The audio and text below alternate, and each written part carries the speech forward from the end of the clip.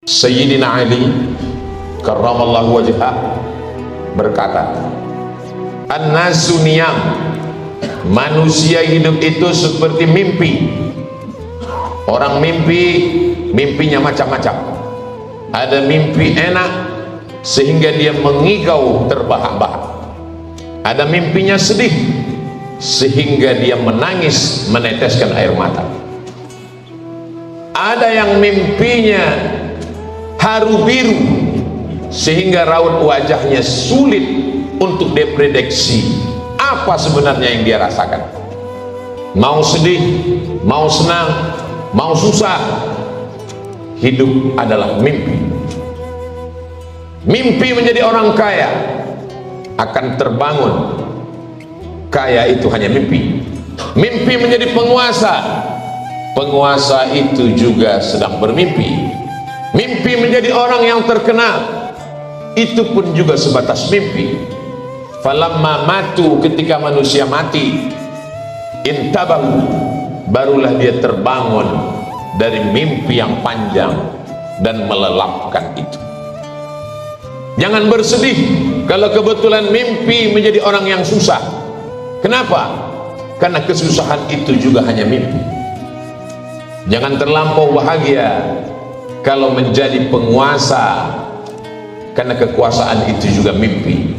Bukankah Fir'aun dalam mimpi-mimpi yang indah dalam kekuasaannya, dia bisa menyembelih siapa saja yang dia mau. Yuzabbihuna abna'aku, anak laki-laki sembelih hidup-hidup.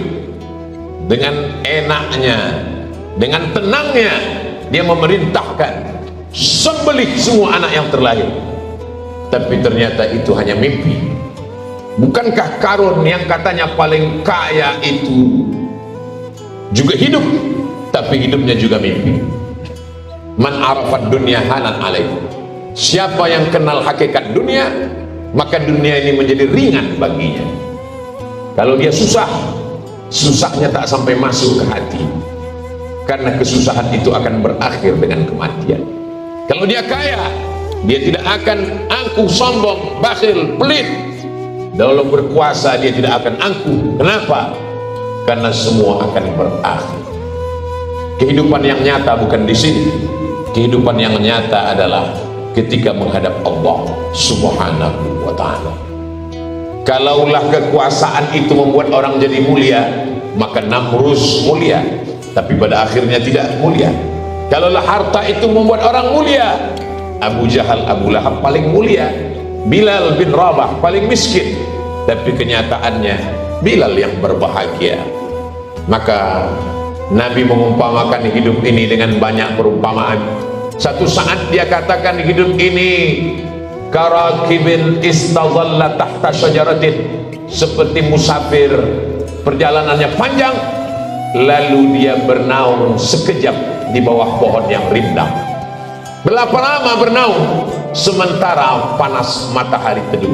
Setelah matahari agak condong, perjalanan akan berlanjut kembali. Dalam perumpamaan yang lain dia katakan, hidup ini nisfa jinahi ba'udatin, seperti setengah sayap nyamuk.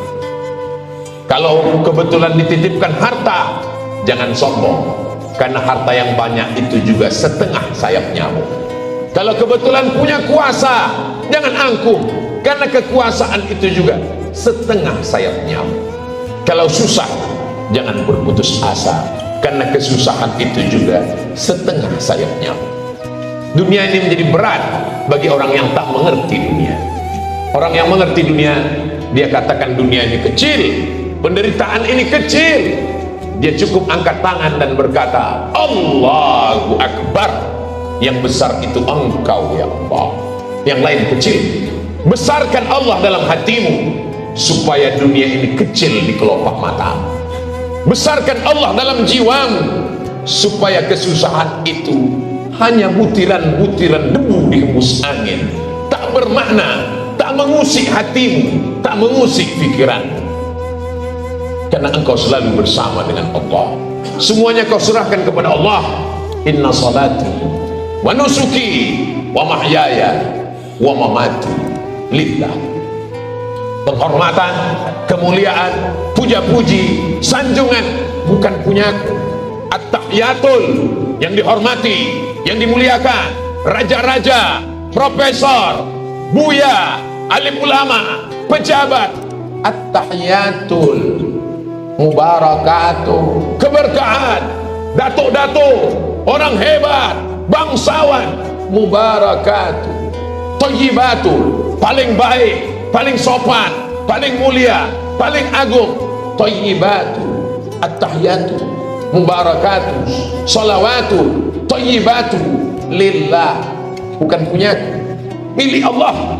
Dipinjamkannya sekejap menjadi angkuh, dititipkannya sebentar menjadi sombong. Setiap hari orang beriman menyerahkan itu semua kepada Allah. Di awal solatnya dia katakan inna salati wa nusuki wa mahyaya wa mamati lillah. Di akhir solatnya dia katakan at-tahiyatu mubarakatus salawatut thayyibatu lillah. Lalu yang tersisa untuk dia apa? Yang tersisa di ujung lidahnya hanya la haula wala quwwata. Kenal dunia baik-baik supaya dunia ini tidak menjadi ketakutan. Kenali dunia baik-baik supaya dunia ini tidak menjadi kesedihan. Kesedihan adalah ketika jauh dari Allah Subhanahu wa ta'ala. Seluruh manusia mengucilkan, menyepelekan, tak bermakna selama masih bersama dengan Allah. Mamin muslimin yudhnibu dzamban, kalau ada hamba Allah ini yang pernah silap, pernah salah, summa yatatahhar, mandi, bersuci, mandi taubat, berwudu, tidak bisa berwudu bertayamum, summa yusalli rak'atain, salat sunat taubat 2 rakaat, usalli sunnatan taubat rak'atain lillahi ta'ala.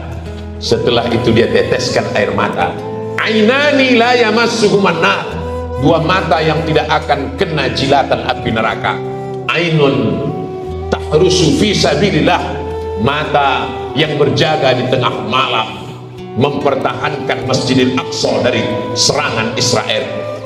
Kita jauh dari Palestina, kita tak masuk dalam golongan itu, mata kita akan selamat.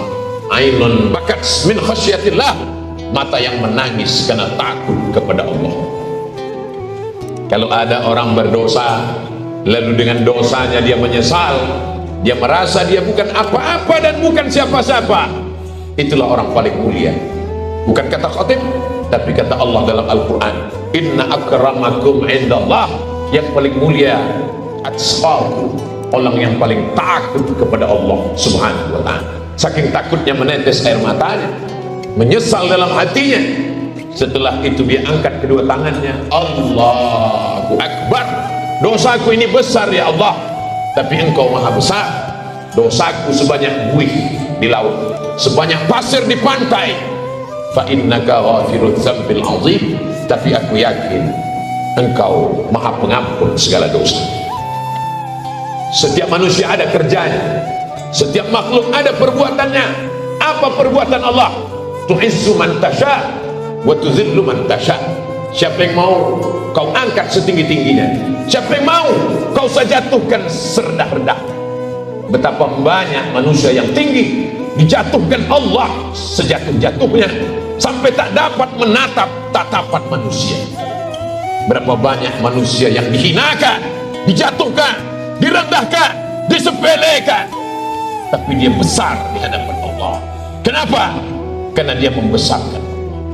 Besarkan Allah. Jangan besar karena jabatanmu, jangan besar karena kuasamu, tapi kau besar karena Allah Subhanahu wa ta'ala. Kalau kau besar karena hartamu, hartamu hilang, kau kecil.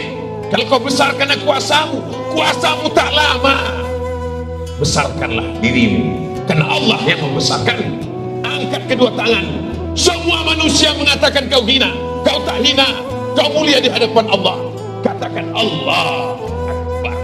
Tempelkan yang paling mulia di tubuh, keningmu kau tempelkan ke lantai, kau katakan Subhana Rabbiyal A'la, engkau maha tinggi ya Allah, engkau yang maha suci ya Allah, aku tak ada apa-apanya. Ketika itu kau katakan, di saat itulah Allah akan mengangkatmu ke tempat yang paling mulia.